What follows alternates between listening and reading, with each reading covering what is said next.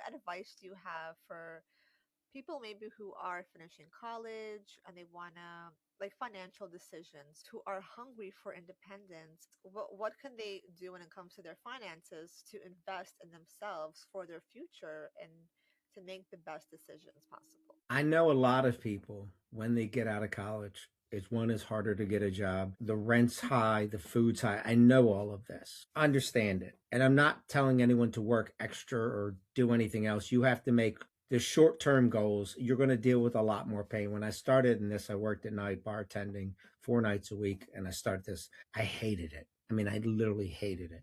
But it allowed me to buy a house. Now, that wasn't a direct investment in savings, but it allowed me to get a house because it was so tight. So I do understand some of that. But I would say, even if you can't save much, opening a brokerage account and learn a little bit about stocks. I think that's one of the most important things in life. And I've done where I've taken blood work from runners before, during, and after races. I find that if you are a runner, you don't have to, it doesn't have to be running. It could be kayaking, it can be bicycling, it can be hiking, any kind of endurance kind of activity, swimming even. If you are consistent, do it all the time, and you keep it fun, that actually decreases inflammation.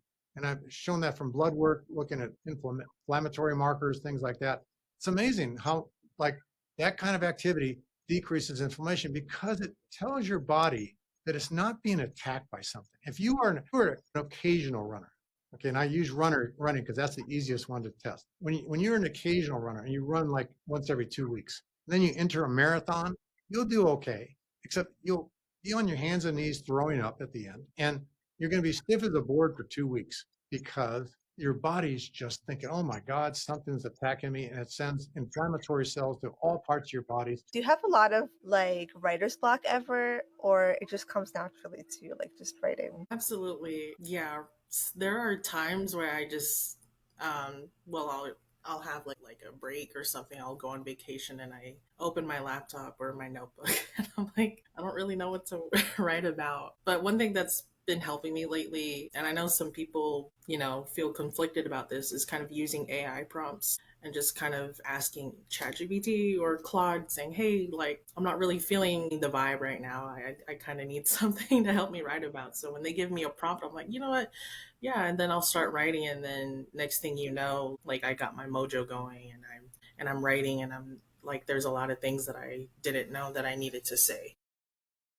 Every week have coffee with someone, get to know them, what was their path and what did they learn along the way. And for me, it was always older people that were more experienced and successful than I was. And I like to surround myself with people that have done very well for themselves in life, both personally and professionally.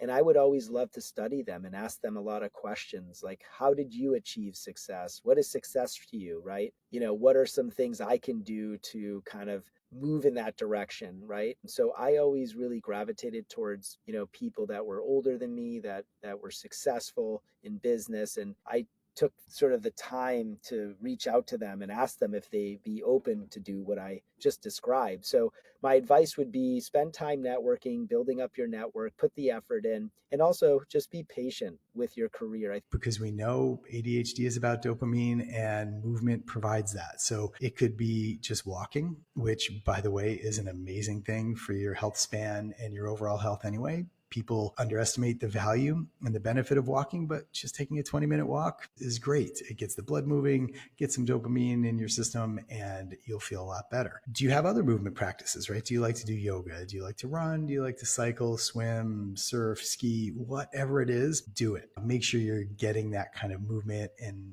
energetic flow. Super important. From another perspective, your outputs professionally are important as well. So what types of things are you doing on a daily basis? Are you doing the things that you're really good at and you and only you can do well in your organization? Connectedness leads to, I think, a greater satisfaction with your work when you're doing something that's about, like a true meaningful desire to, whether it's to create something artistically or whether it's to be vulnerable in order to connect with people. I think that's always going to feel better, and it's always going to, I think, lead to a much more kind of natural success, however you define that, because it's, you're not kind of pretending. And I think a lot of us pretend at work, and we pursue ambitions that are predefined for us by our parents or society, or something that isn't necessarily what we want for ourselves.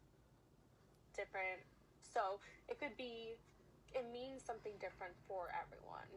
So, sorry, I completely lost track of your question. What did I ask? How does it make me feel, I think?